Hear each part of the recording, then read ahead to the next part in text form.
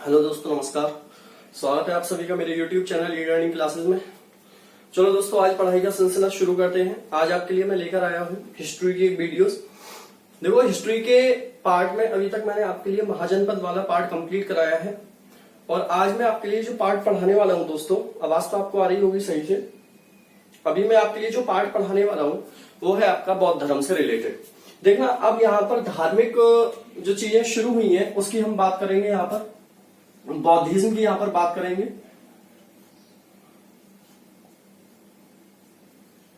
बौद्धिज्म, ठीक है। अब देखो दोस्तों, यहाँ पर बौद्धिज्म हुआ या जैनिज्म हुआ, कोई भी धर्म हुआ है, इनकी शुरुआत कैसे होती है इसकी थोड़ी सी मैं चर्चा कर लेता हूं। यहाँ पर देखोगे, ऋग्वैदिक काल से हम पढ़ते हुए क्या है, थोड़ी सी एक वे बना देता हूं आपका कि आपको सारी चीजें समझ में आ जाए। कि ऋग्वैदिक काल से हम पढ़ते ये आए कि ऋग्वेद में एक 10वां मंडल था जिसका नाम था पुरुष सूक्त। उस पुरुष सूक्त मंडल के अंदर वर्ण व्यवस्था की शुरुआत होती है। लेकिन ऋग्वेद के अंदर जो वर्ण व्यवस्था थी वो कोई वर्ण व्यवस्था जाति पर आधारित नहीं थी, वो एक कर्म पर आधारित वर्ण व्यवस्था थी। लेकिन उत्तर वैदिक काल में आते आते यही वर्ण व्यवस्था किस में कन्वर्ट हो जाएगी? जाति में कन्वर्ट हो जाएगी। जब ये वर्ण व्यवस्था जाति में कन्वर्ट होगी, हर वर्ण व्यवस्था अपनी अपनी आप को एक कास्ट का रूप दे देंगी, तो इसी से कुछ लोग अलग हो जाएंगे और अलग होने के बाद यहाँ से अलग अलग संप्रदायों का जन्म होगा।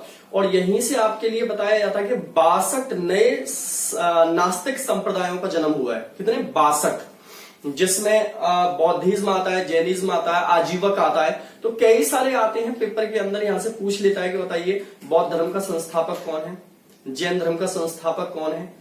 ये आपसे क्वेश्चन पूछ लेगा आजीवक धर्म का संस्थापक कौन है। तो आजीवक का तो कई बार आया है पेपर के अंदर, मोखली गोसाल या गोशाल मोखली, जैसे भी याद रख पाओ आगे पीछे, उससे कोई दिक्कत नहीं है।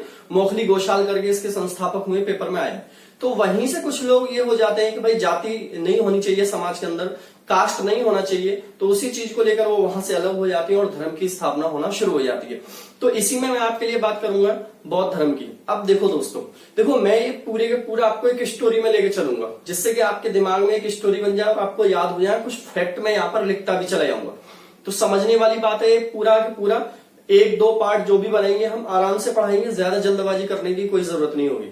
देखो, ये बौद्ध धर्म की बात की जाए तो बौद्ध धर्म के जो संस्थापक हैं उनका नाम है महात्मा बुद्ध। क्या नाम है?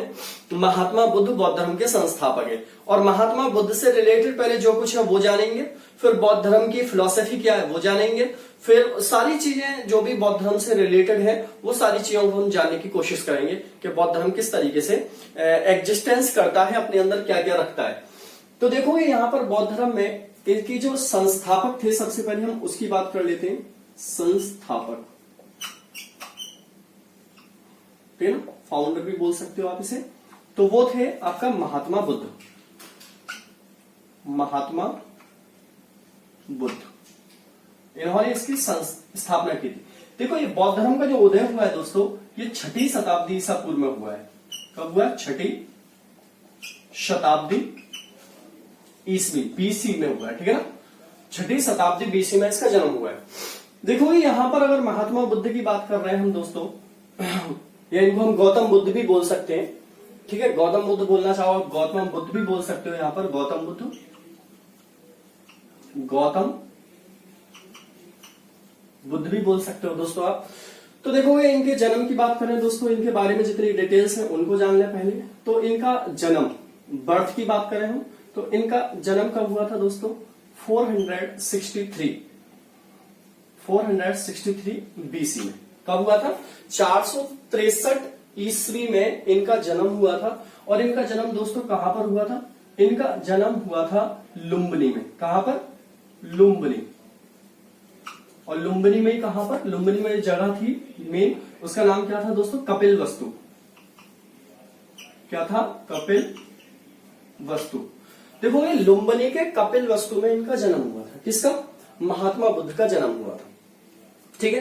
इनके जो फादर थे दोस्तों, इनके फादर का नाम क्या था? इनके फादर का नाम था शुद्धोधन।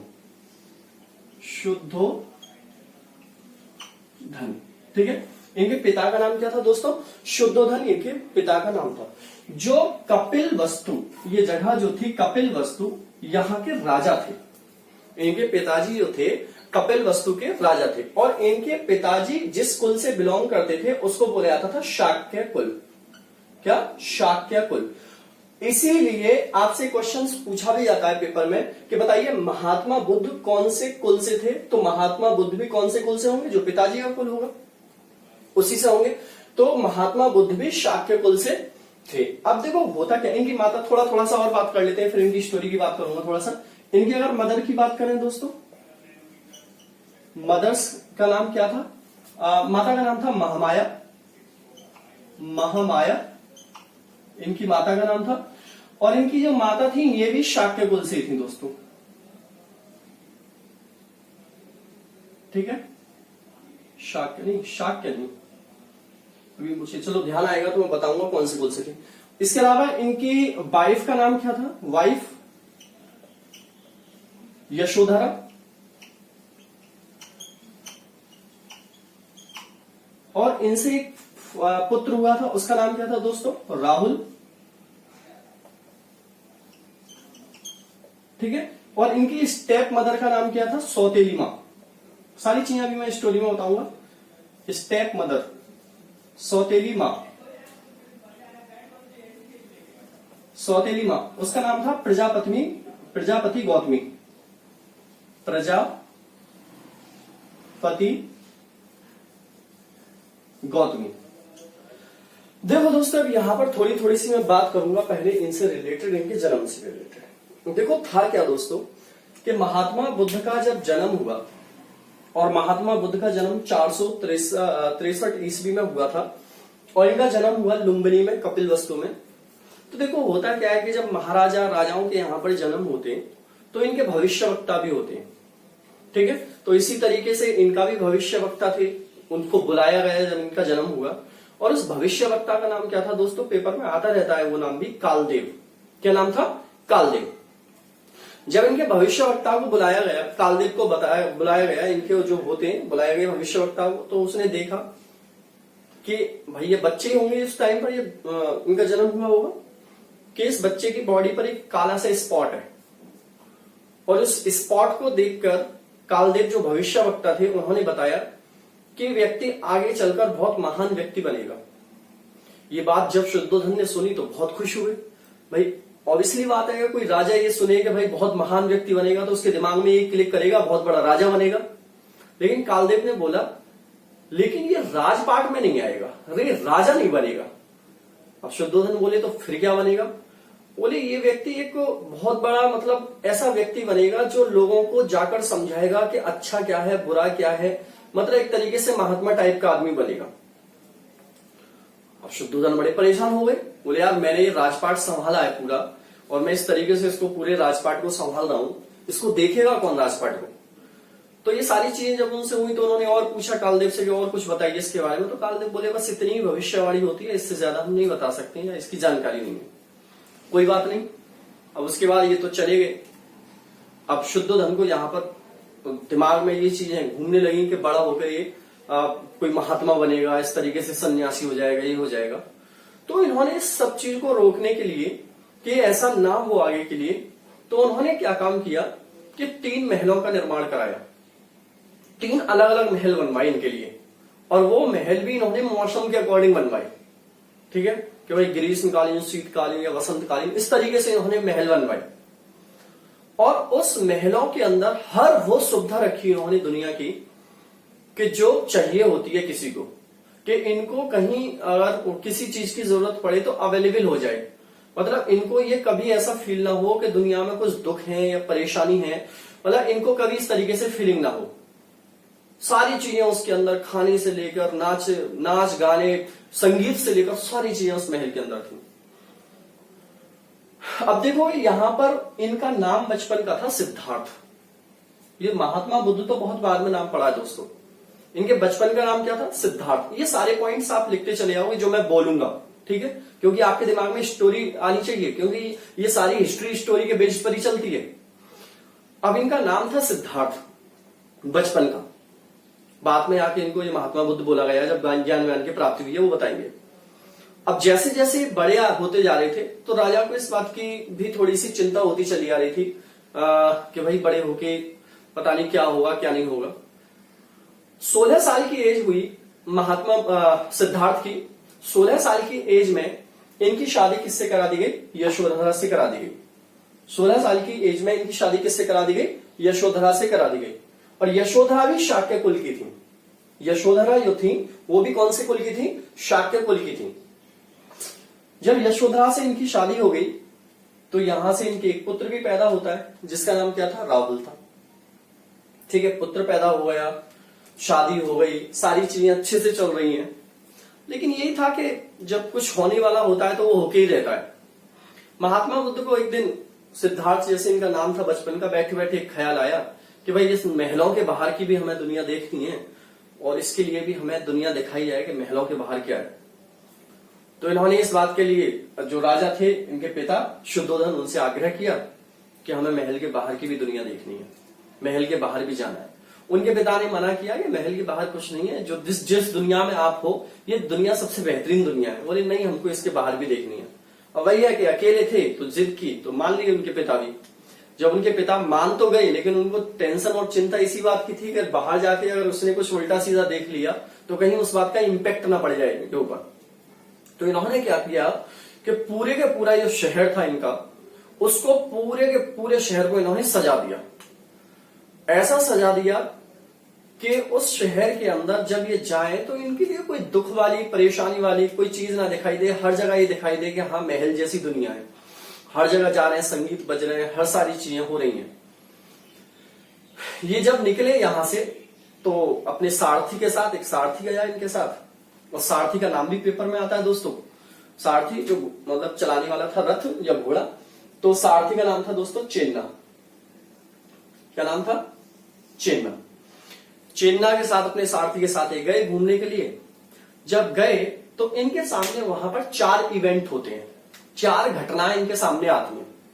जिन 4 घटनाओं को देखकर जो सिद्धार्थ थे उनका मन एक तरीके से बोलते हैं व्याकुल हो जाता है कि भाई ये ऐसा क्यों है, और उसी पर ये सोच विचार करना शुरू कर देते हैं। तो घटनाएं कौन कौन सी थी इनके सामने जो आई? तो जैसे महल से बाहर निकले तो इनको सबसे पहले दिखाई दिया एक बूढ़ा व्यक्ति। उन्होंने पूछा भाई ये व्यक्ति कौन है? बोले ये इस तरीके से क्यों है, बूढ़ा था, इस तरीके से चल रहा था। तो बोले ये दुनिया का परम सत्य है कि जब आदमी की एज बढ़ जाती है तो सब लोग बूढ़े हो जाते हैं, इसी तरीके से कंडीशन आ जाती है। बोले आप भी, आपके पिता भी, सारे लोग इसी तरीके से हो जाएंगे एक दिन। बोले अच्छा। फिर आगे बढ़े तो आगे गए तो उनको एक और बीमार व्यक्ति दिखाई दिया। ये सारे पॉइंट लिखने हैं मैं जो बोल रहा हूं स्टोरी में। बीमार व्यक्ति दिखाई दिया जिसके कुबड़ हो रहा था। ठीक है, उससे गए तो उसके बारे में पूछा भाई ये कौन है? कि एक बीमार व्यक्ति है जिसे कुबड़ हो गया है। बोले दुनिया में हर आदमी को कुछ ना कुछ बीमारी जरूर होती है।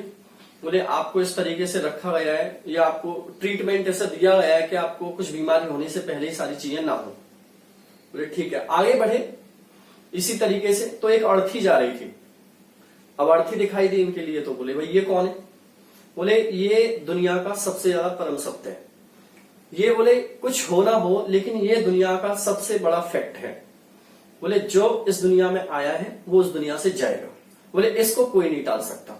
बोले आपको भी जाना है, आपकी फैमिली को भी जाना है, सारे लोगों को जाना है। बोले अच्छा। बोले हाँ। आगे बढ़े थोड़े से तो इसके बाद इनको एक सन्यासी मिला। बोले भाई ये कौन है आदमी ऐसे घूम रहा है? बोले ये है ऐसा व्यक्ति जिसने सारी मोह माया को त्याग दिया है और ये सिर्फ उतना ही लोगों से मांगता है जितनी इसकी जरूरत होती है एक टाइम के लिए, बस इतना खाता है, उसके बाद अपना सुकून से ये रहता है। बोले अच्छा। बोले हाँ। तो ये 4 घटनाओं को देखने के बाद महात्मा बुद्ध लौटकर महल में आ जाते हैं। जब लौटकर आ जाती है तो इनका इम्पैक्ट तो पड़ ही जाएगा। उन्होंने कभी नहीं देखा इस तरीके से सारी चीजें। उनके सामने सब कुछ जो दिखाया गया वो एकदम से बेहतरीन दिखाया गया। सारी चीजें बहुत अच्छे से उनके सामने एक्सप्लेन होती थी। जब उनके दिमाग में ये सारी चीजें दिख गई तो इनके दिमाग में वही सारा घूमता रहा। इस बात को लेकर इन्होंने अपने पिताजी से डिस्कस किया कि पिताजी आखिरकार दुनिया का सच क्या है? ये दुनिया में लोग इतने परेशान क्यों रहते हैं? इतने दुखी क्यों रहते हैं, इन दुखों का कारण क्या है, और जो दुख है उसका जो भी कारण है वो कारण हमें जानना है।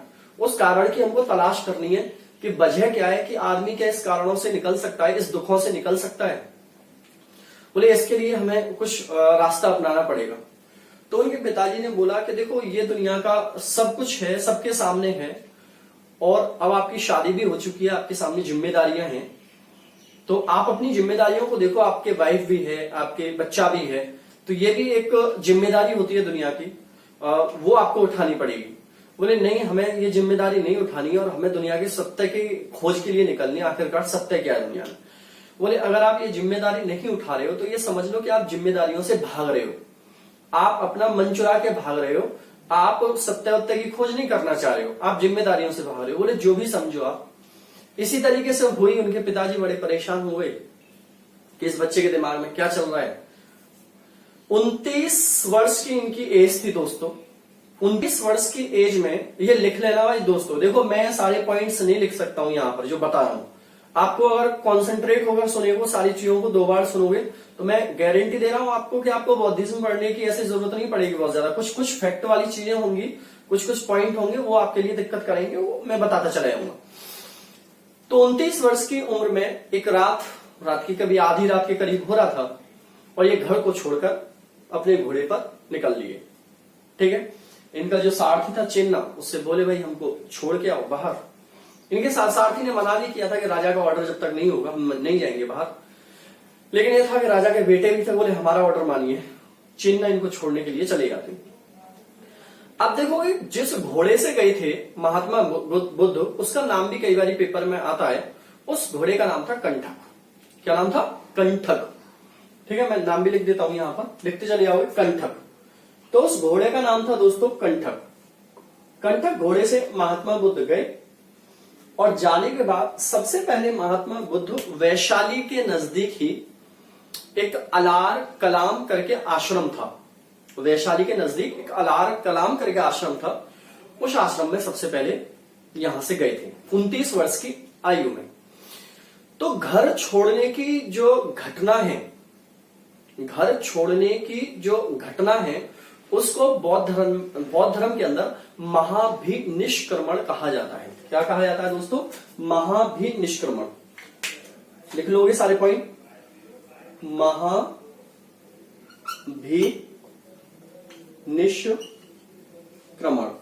ठीक है, क्या कहा जाता है दोस्तों? महाभिनिष्क्रमण। इस घटना को कहा जाता है जो महात्मा बुद्ध की घर छोड़ने वाली घटना थी। इंपॉर्टेंट रहेगा कि महात्मा बुद्ध ने जब घर छोड़ा था उस घटना को बौद्ध धर्म के अंदर क्या कहा जाता है? महाभिनिष्क्रमण के नाम से जाना जाता है। ओके, जब घर छोड़ दिया तो महात्मा बुद्ध के जो पहले गुरु थे, पहले गुरु इनका नाम भी क्या था दोस्तों? अलार कलाम। अलार कलाम। ठीक है, इन्हीं अलार कलाम से महात्मा बुद्ध ने कौन सा ज्ञान प्राप्त किया था? सांख्य का ज्ञान प्राप्त किया था। कौन सा किया था दोस्तों?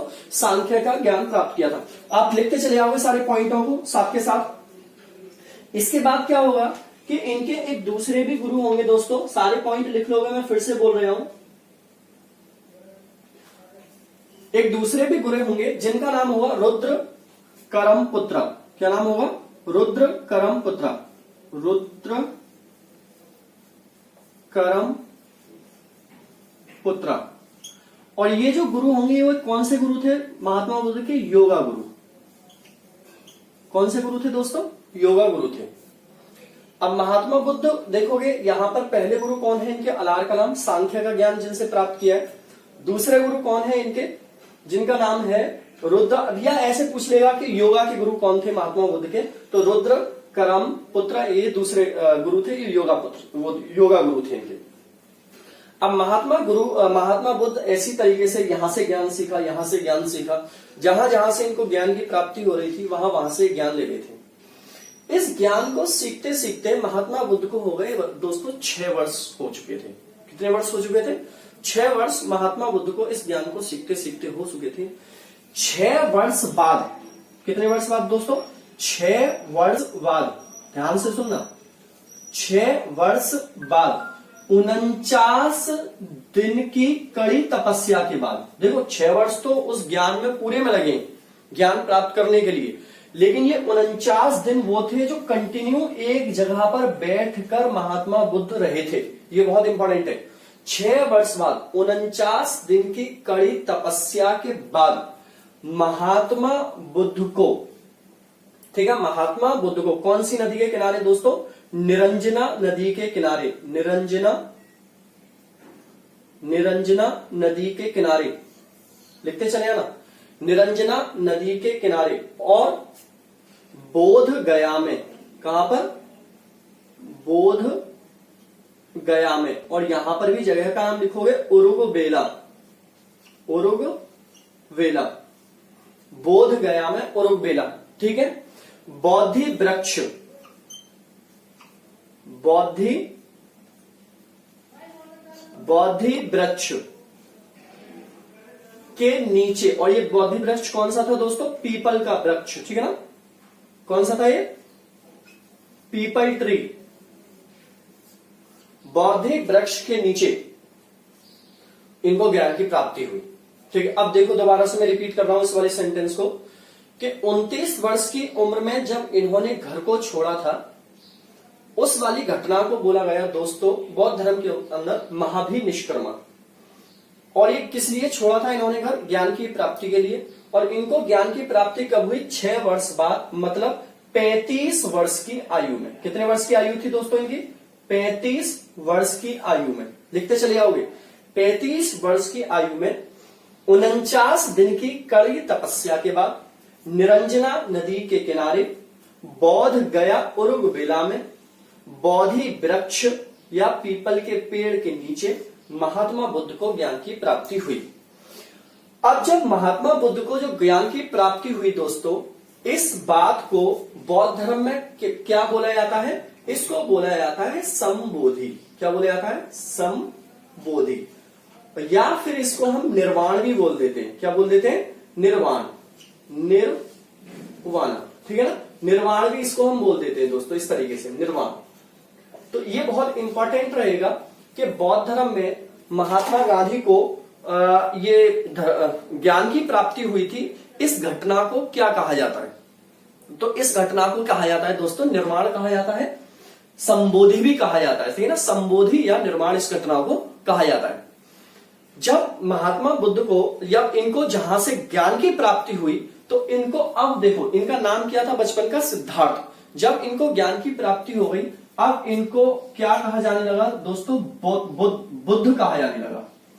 क्या कहा जाने लगा? बुद्ध। बुद्ध का मतलब होता है ज्ञान दोस्तों। क्या मतलब होता है? ज्ञान, ज्ञानी व्यक्ति। बुद्ध का मतलब क्या होता है? ज्ञान। भी क्या पड़ जाता है फिर? महात्मा बुद्ध पड़ जाए, क्योंकि बुद्ध बोला जाने लगा तो महात्मा बुद्ध, गौतम बुद्ध, बहुत सारे लोग इनको अलग अलग नामों से पुकारने लगेंगे। अब क्या होगा जब इनको ज्ञान की प्राप्ति हो जाएगी, तो ये सबसे पहला अपना जो ज्ञान का उपदेश देंगे वो कहां पर देंगे? ये क्वेश्चन बार बार पेपर में आता भी है और याद भी होगा आपको। ये सारनाथ में देंगे। कहां पर देंगे? सारनाथ के अंदर ये ज्ञान का अपना सबसे पहला उपदेश देंगे, और ये 5 सन्यासी ब्राह्मणों को देंगे। कितने को देंगे दोस्तों? 5 सन्यासी ब्राह्मणों को अपना सबसे पहला ज्ञान का ये उपदेश देंगे। मैं थोड़ा सा वो ले लूं, डस्टर साफ कर दूं, लिखता चला जाऊं चीजों को।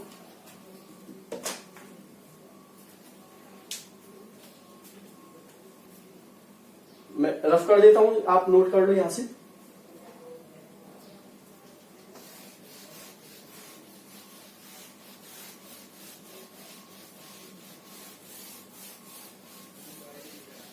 इनकी माता थी कोलिया वंश की। अगर लिखना चाहो लिख देना। इनकी माता कौन से वंश की थी? कोलिया वंश।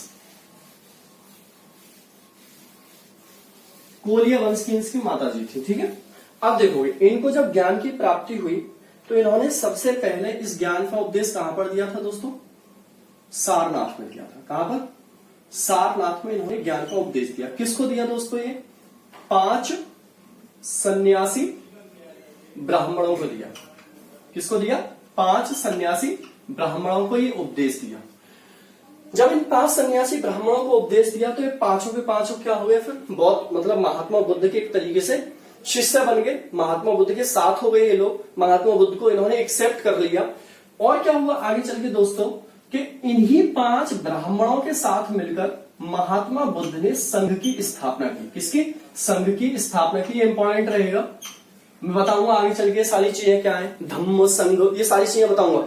संघ की स्थापना इन्हीं 5 ब्राह्मणों के साथ मिलकर महात्मा बुद्ध ने की थी। एक तो आपको ये याद रखना है, ठीक है। दूसरा ये याद रखना है कि महात्मा गांधी को ये जो मिले थे 5 ब्राह्मण, इनको जो दिया था इन्होंने रास्ते में ज्ञान दिया था, मतलब सारनाथ में रास्ते में दिया था। लेकिन अगर आप स्पेशली 2 पॉइंट और याद रखोगे, टप्पा और मल्ल। कौन? टप्पा और मल्ल समुदाय के लोगों को पहली स्पीच यहां पर फॉरवर्ड की गई थी सारनाथ के अंदर। टप्पा और मल्ल ये था कि इन्होंने 5 ब्राह्मणों को रास्ते में ज्ञान दिया। टप्पा और मल्ल जो थे इनको पहली स्पीच इन्होंने अपनी फॉरवर्ड की थी। ये वैश्य समुदाय से थे। किससे थे दोस्तों? वैश्य समुदाय से यहां पर थे।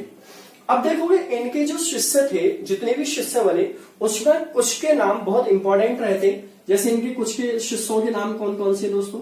इनमें एक का नाम आनंद है, आनंद है। एक का नाम दोस्तों उपाली है, ठीक है ना। एक का नाम सारीपुत्र है, एक का नाम देवदत्त है, ठीक है। ये इनके कुछ मतलब बहुत नजदीकी, बहुत क्लोज इनके शिष्य थे, जिसमें सबसे ज्यादा क्लोज कौन थे? आनंद थे। अब इनसे ये क्वेश्चन आता पेपर में कि महात्मा बुद्ध के सबसे ज्यादा क्लोज शिष्य कौन से थे? आनंद थे। आनंद के ही कहने से महात्मा बुद्ध ने महिलाओं को धर्म में शामिल किया था। किसने? महिलाओं को धर्म में या संघ में शामिल किया था। और सबसे पहली महिला जो इन्होंने अपने संघ में या अपने धर्म में शामिल की थी, वो थी इनकी सौतेली मां, जिनका नाम था प्रजापति गौतमी। प्रजापति गौतमी, ठीक है ना। सबसे पहले इन्हीं को धर्म के अंदर शामिल किया गया था। एक ये वाली बात याद रखनी है आपको। इसके अलावा देखोगे कि महात्मा बुद्ध ने अपने ज्ञान का उपदेश दोस्तों कौशल में भी दिया है। मैं कुछ कुछ जगह के नाम बता दे रहा हूं, वैसे तो बहुत जगह दिया है। कौशल, मगध जो फेमस रही है, कौशल, मगध, वैशाली, ठीक है। ये कुछ इंपॉर्टेंट जगह हैं, यहां पर अपने ज्ञान का उपदेश महात्मा गांधी ने महात्मा बुद्ध ने दिया है। अब देखोगे सबसे ज्यादा महात्मा बुद्ध ने अपने ज्ञान का उपदेश दोस्तों कहां पर दिया? कौशल की राजधानी क्या थी? मैंने आपको बताया था श्रावस्ती। क्या नाम थी? श्रावस्ती। सबसे ज्यादा 21 बार इन्होंने ज्ञान का उपदेश कहां पर दिया है? कौशल की राजधानी क्या है? श्रावस्ती, ठीक है। यहां का जो शासक था उसका नाम क्या था? प्रसन्नजीत यहां का शासक था, ठीक है। और बौद्ध धर्म के जो मुख्य अनुयायियों में नाम आते हैं, बड़े बड़े नाम आपसे पूछे जाते हैं, वो भी याद रख लेना। ये बौद्ध धर्म के अनुयायी थे। कौन कौन थे दोस्तों? इसमें एक का नाम था बिंबसार, एक का नाम जैसे प्रसन्नजीत और एक उदयन, ठीक है। ये कुछ इंपॉर्टेंट नाम है दोस्तों जो बौद्ध धर्म से रिलेट करते थे उस टाइम पर। ये सारी चीजें यहां पर हो गई। महात्मा बुद्ध को ज्ञान की प्राप्ति हो गई, ज्ञान इस तरीके से चलने लगा। तो महात्मा बुद्ध ने अपना जो लास्ट स्टॉप था महात्मा बुद्ध का, जहां पर लास्ट टाइम ठहरे थे, ठीक है ना, अंतिम स्टेप या एंड लास्ट स्टॉपेज कौन सा था? यहां पर लास्ट टाइम रुके थे, तो वो था दोस्तों वैशाली अंतिम जगह थी, यहां पर महात्मा बुद्ध रुके थे, ठीक है। और दोस्तों मल्ल अंतिम वो जगह थी, यहां पर महात्मा बुद्ध ने अपनी अंतिम स्पीच दी थी। बहुत इंपॉर्टेंट रहेगा। वैशाली में अंतिम समय ठहरे थे और मल्ल वो जगह थी अंतिम, जहां पर महात्मा बुद्ध ने अपनी अंतिम स्पीच दी थी, ठीक है। ये क्वेश्चन आ सकता है पेपर में कि महात्मा बुद्ध ने अपने अंतिम उपदेश कहां पर दिया था, अंतिम स्पीच कहां पर दी थी? तो मल्ल के अंदर महात्मा बुद्ध ने अपनी अंतिम स्पीच दी थी। और दोस्तों महात्मा बुद्ध का 483 ईस्वी में, कब? 483 ईस्वी में, ठीक है। महात्मा बुद्ध का 483 ईस्वी में, ठीक है, कुशीनगर में। कहां पर दोस्तों? कुशीनगर नगर में देहांत हो गया। ठीक है, कुशीनगर में देहांत हो गया। ठीक है, तो दोस्तों ये वाली पूरी हिस्ट्री आपको समझ में आई होगी कि महात्मा बुद्ध का जन्म कब हुआ था, महात्मा बुद्ध की डेथ कब हुई थी, कुशीनगर में हुई थी। थोड़ा सा इसको आप नोट कर लो, इन पॉइंटों को जल्दी से इसका स्क्रीनशॉट ले लो। और इस घटना को दोस्तों बौद्ध धर्म के अंदर महापरिनिर्वाण के नाम से जाना जाता है। लिख लो इस पॉइंट को भी, महापरिनिर्वाण।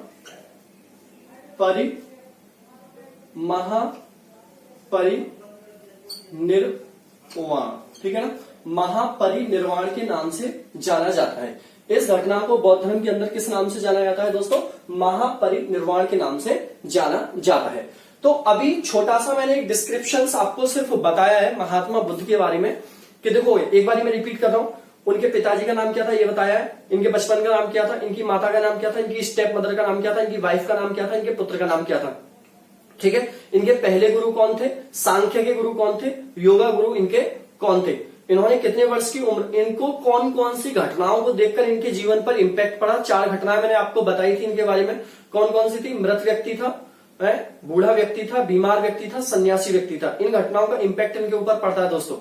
इसके बाद ये 29 वर्ष की उम्र में घर को छोड़ देते हैं। इस घटना को महावीर निष्क्रमण कहा जाता है बौद्ध धर्म के अंदर। जब इनको ज्ञान की प्राप्ति 35 वर्ष की उम्र में 6 साल बाद 49 दिन की कड़ी तपस्या के बाद होती है, तो इसे संबोधि या निर्वाण की प्राप्ति कहा जाता है, निर्वाण प्राप्त हुआ या संबोधि कहा जाता है। ठीक है, इन सारे पॉइंट्स को आपको मैंने डिस्कस कर लिया है पूरे के पूरा। सबसे पहली स्पीच कहां पर दी थी इनको, ये वाली याद रखना है। किसको दी थी सबसे पहली स्पीच? इन्होंने 5 सन्यासी ब्राह्मण मिले, फिर इन्होंने सारनाथ में दी थी, फिर यहीं पर एक टप्पा और मल्ल समुदाय के लोगों को इन्होंने स्पीच दी थी, ये भी याद रखना है आपके लिए। फिर इसके अलावा इनके शिष्य कौन कौन से थे, उनके नाम याद रखना, आनंद, उपाली, सारिपुत्र और देवदत्त इनके ये प्रिय शिष्य थे, लेकिन इनमें सबसे ज्यादा नजदीकी शिष्य थे आनंद, जिनके कहने पर महिलाओं को शामिल किया गया था बौद्ध धर्म के अंदर। इनके कुछ देखोगे जहां जहां स्पीच दी थी उनमें कौशल, मगध, वैशाली के नाम इंपॉर्टेंट हैं। सबसे ज्यादा स्पीच इन्होंने कौशल के अंदर दी थी। कहां पर? श्रावस्ती में 21 बार इन्होंने यहाँ पर स्पीच दी थी। इनके मुख्य अनुयायी कौन कौन थे? बिंबिसार, प्रसन्नजीत और उदयन इनके मुख्य अनुयायी थे। ठीक है, तो ये पॉइंट मैंने आपको यहाँ पर डिस्कस किए हैं। लास्ट टाइम कहां पर रोके दोस्तों? वैशाली में। और लास्ट स्पीच कहां पर दी थी इन्होंने? मल्ल में दी थी। और 483 ईस्वी में इनकी कुशीनगर के अंदर। कुशीनगर कहां पर पड़ता है? यूपी के अंदर पड़ता है। कहां पर पड़ता है दोस्तों? यूपी के अंदर पड़ता है। इनकी डेथ हो जाती है और इस घटना को बौद्ध धर्म के अंदर क्या बोला जाता है? महापरिनिर्वाण के नाम से जाना जाता है। ठीक है ना, तो मुझे लग रहा है कि ये वाला टॉपिक आपको समझ में आया होगा। यहां तक मैंने पढ़ाया। अभी इसकी हो सकता है 2 क्लासेस और बने। अभी मैं बताऊंगा कि इनके सिंबल क्या थे, कि इनके जन्म का सिंबल क्या था, इनके घर छोड़ने का क्या था, इनके ज्ञान प्राप्त करने का क्या था, इनके डेथ का सिंबल क्या था, वो एक अलग पॉइंट बताऊंगा। इसकी फिलॉसफी क्या थी, कौन कौन सी संगति हुई, ये अलग वाले टॉपिक में चलेगा। तो मुझे लग रहा है समझ में आई होगी। नोट कर लिया करो जैसे जैसे मैं बोलता चले जाऊं। ठीक है दोस्तों, चलो अगली वीडियो में फिर मिलता हूं। इसी के साथ मैं आपसे लेता हूं विदा। Tata, bye bye and take care.